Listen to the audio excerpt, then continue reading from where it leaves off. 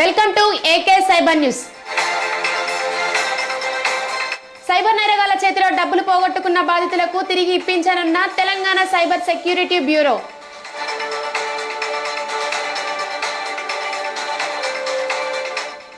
ఈ నెల 8న నిర్వహించిన జాతీయ లోక్ అదాలత్లో ఒక్కరోజు తెలంగాణ వ్యాప్తంగా సైబర్ బాధితులకు 7,09,00,000 రూపాయలు రికవరీ చేసి ఇప్పించారు అని టీజీసీఎస్బీ డైరెక్టర్ శిఖా గోయల్ తెలిపారు.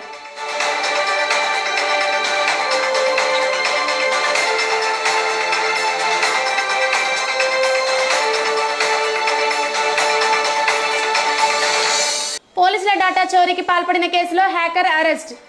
పోలీసుల డేటా దొంగలించి $150 ఆన్లైన్లో అమ్మకానికి పెట్టినట్లు గుర్తించిన టీజీసీఎస్బీ అధికారులు. పోలీస్ యాప్ల హ్యాకర్ 20 ఏళ్ల విద్యార్థి ఉత్తరప్రదేశ్లోని ఝాన్సీకి చెందిన జతిన్ కుమార్గా నిర్ధారణ.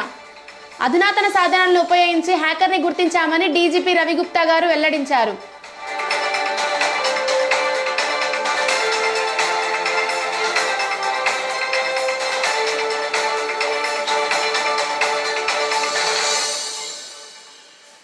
ఆన్లైన్ మోసగాళ్ల వల్ల 11 లక్షల రూపాయలకు పైగా నష్టపోయిన మహిళ.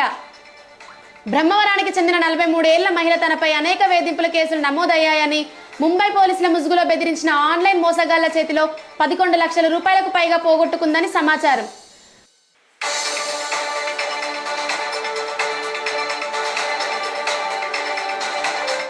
AK cyber news 24/7 cyber crime news channel.